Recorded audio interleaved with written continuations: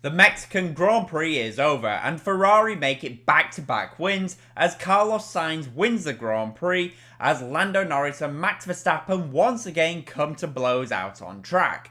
But now F1 is moving on to Interlagos and the Brazilian Grand Prix, which means that once again it is time for my preview and predictions. This is a series where I'll be previewing and then at the end of the video giving out my early predictions. If you enjoy the video then please hit the like button and subscribe for more F1 content. Now, let's get into the video.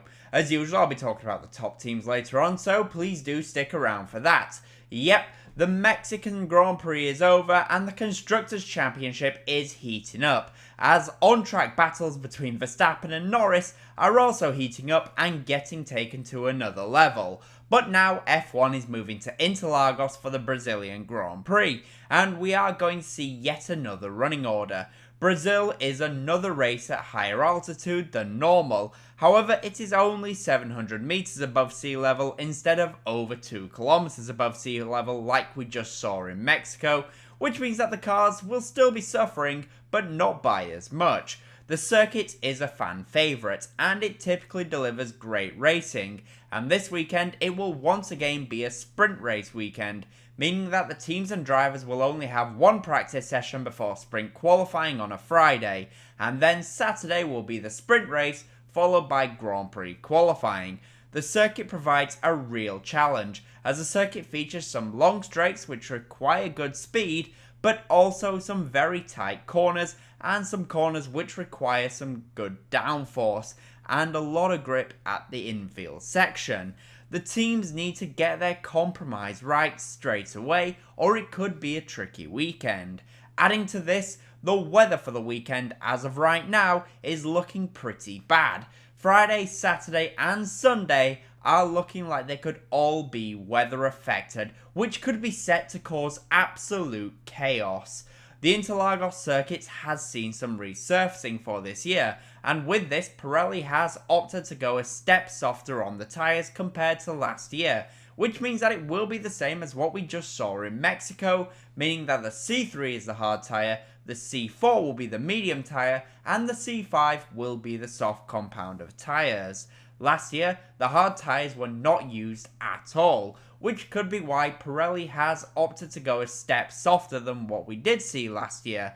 And you can see that as last year there was a total of 44 pit stops, with pretty much everyone using softs and medium tyres, with only one or two people using hard tyres for only a few laps. With Pirelli opting to go a step softer this year, I anticipate that we will once again see a 2-stop race with a potential for a 3-stop race, but the drivers will be on the medium and the hard tyres as opposed to soft and medium what we saw last year.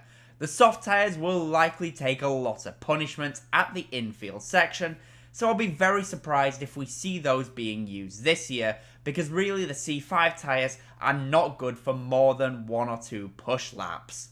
Brazil is one of the better races when it comes to on-track racing, and we usually do see some great racing, but that being said, last year there was only 35 on-track overtakes, which is not actually that many compared to what you would usually expect to see. To help with overtaking, the Interlagos circuit features 2 DRS zones, one down the pit straight into turn 1, and the second DRS zone is on the exit of the Curva del Sol, which is turn 3, and it goes down the straight into the Decina del Lago, which is turn 4. Last year, the pole position lap time was set by Max Verstappen, and that time was a 1 minute 10.727. The time was not actually the fastest lap in the session, as that was done in Q2, which was a 1 minute 10.1.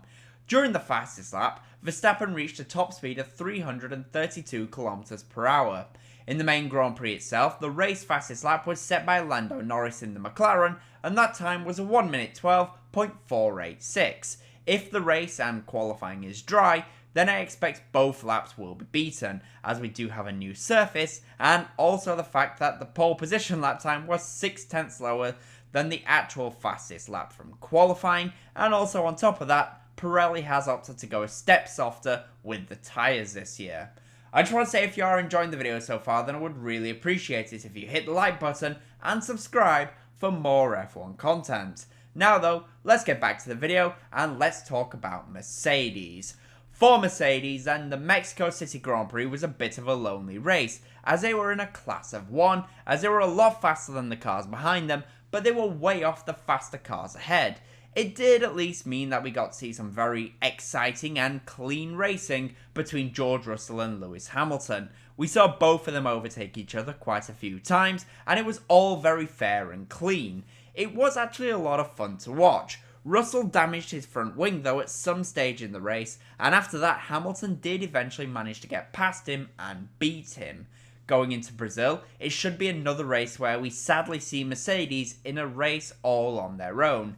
They don't have the pace of the top three teams, and to be honest, they will probably be relying on some rain to try and bring them back into contention in some way.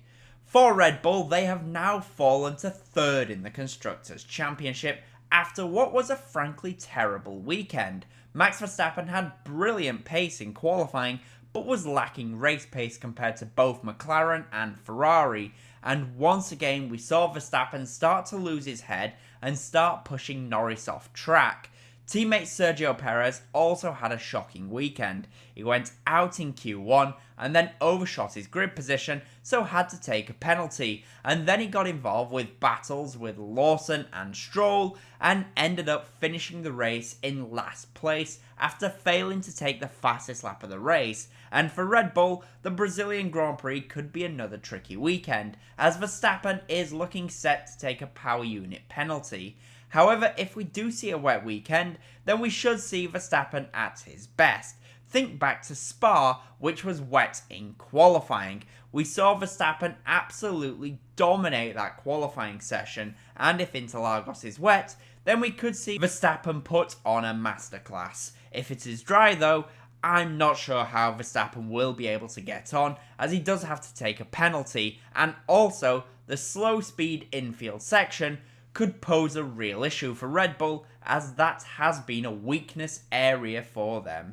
For Ferrari, they have now moved up to second in the Constructors' Championship after they won yet another race and took another step towards somehow winning the Constructors' Championship, as Carlos Sainz had a very smooth operation and dominated the entire weekend.